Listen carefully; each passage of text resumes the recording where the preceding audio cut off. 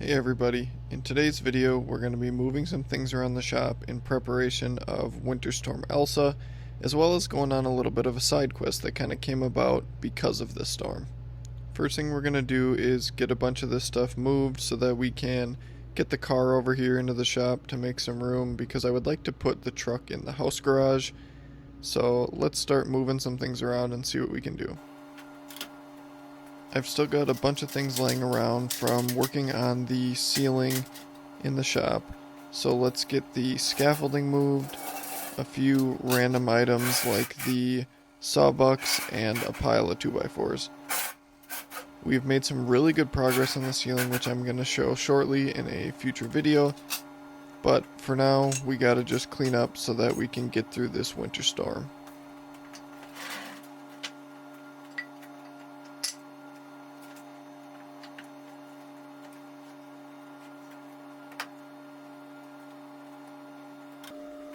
We're going to move the John Deere over in front of the square body for now so that we can get my car over here into the shop.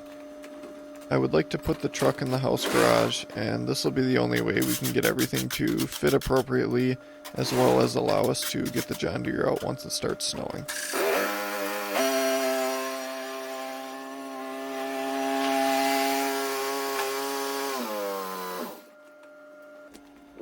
With the tractor moved, let's get the rest of the items out of the way here so I can get my car in the shop.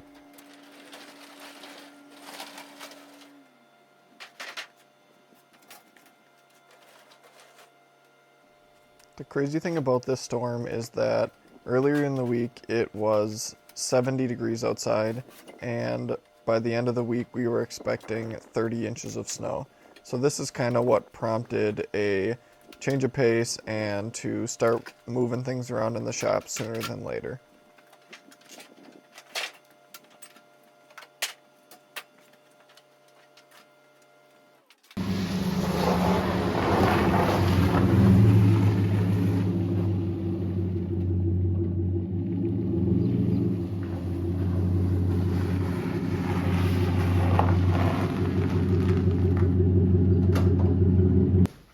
I'm throwing a couple bags of sand in the back of the truck to help with traction if I need to travel at all when the roads are pretty bad.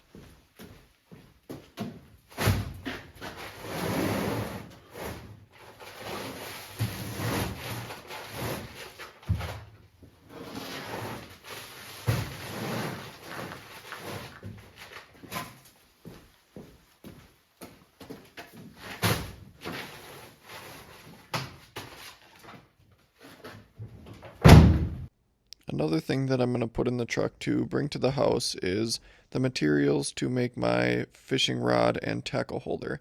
This is something that I'm planning to work on the side and hopefully can do in the basement or the house garage while it's snowing. And just like that, we got the 2x2s, pegboard, rod holders, a little bit of plywood, and a box of tools in the back of the truck. I'm going to bring these over to the house so that I have everything I should need to work on this project while we're snowed in.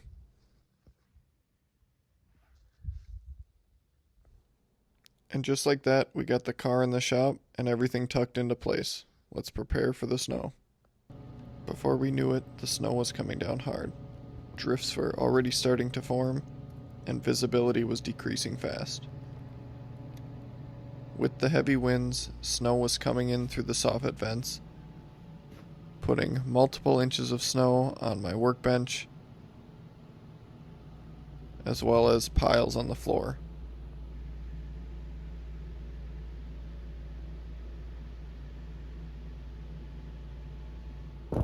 Walking back over to the house, you can see there are icicles on everything, and the drifts are already multiple feet high. And we are only one day into a multi-day storm. The next morning was even windier than the day before. Visibility was almost zero, and this is how much snow we already had piled up on the side of the house. This was approximately a 3-foot drift, and it was just going to get worse.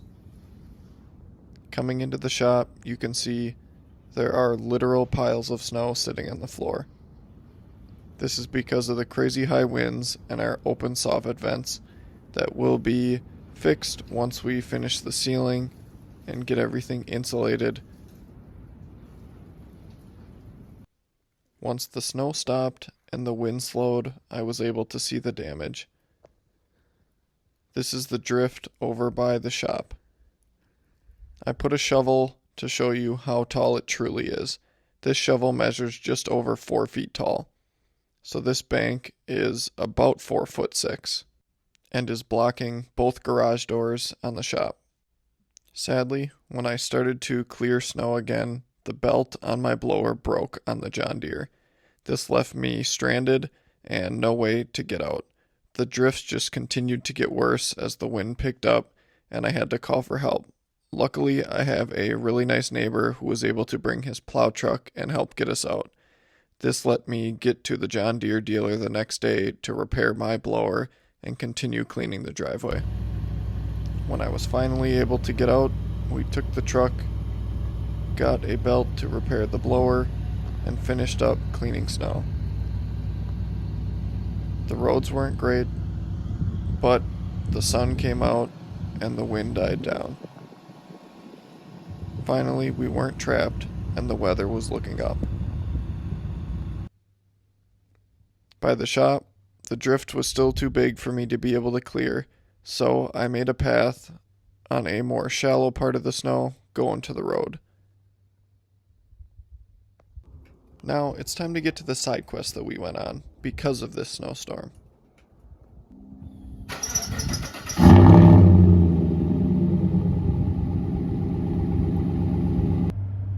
Good morning, everybody. Today it's an early morning and we're taking a little bit of a road trip to pick up something that I found on Facebook Marketplace. Let's get at it. I left the house at about 6:15 a.m. We are on our way to Escanaba, Michigan, which is approximately a 2.5 hour drive from where I live. The roads were clean after the snow as it had been a couple days now, and it was going to make for a really good ride. When I arrived, I did not film the purchasing process in respect to the seller, but they helped get it loaded up right away and we were on the road in no time. This is a 7'6" Boss HTX poly plow that is going to bolt on directly to my Silverado. After loading the rest of the parts into the back of the truck, I got it strapped down and hit the road. It turned out to be a beautiful day. The drive went super smooth and I had no issues along the way. I got the plow for a pretty good deal, so it definitely made the trip worth it. And just like that, we made it home with the plow. Let's take a look at it. So this is a 7'6" poly plow. It is a Boss. I found this for sale in Escanaba, Michigan. So made a little bit of a road trip to get there, but was not bad at all. It's a beautiful day outside. The plow's in really good shape for being fairly old. It has the heated LED lights on it.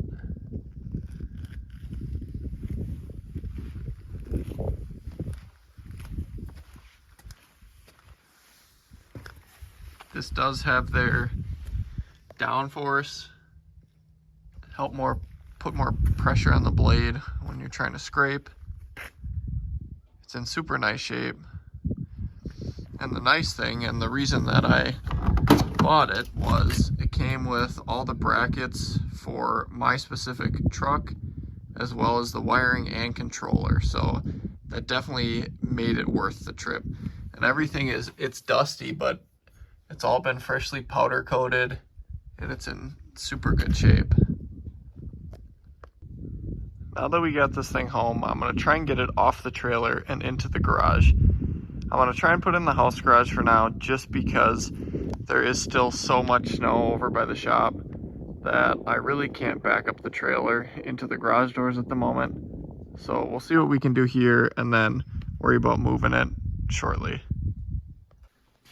And just like that, I got the pallet pulled off the trailer and in the house garage. Now I can sit here for a little bit and ooh and ah about this thing while I'm still excited about my purchase. And that's going to bring us to the end of today's video. I hope you guys enjoyed. I got all the parts unloaded here for the plow, so I'm going to start monkeying with those shortly. And if there's anything you guys want to see regarding the plow, let me know, and I can definitely show it.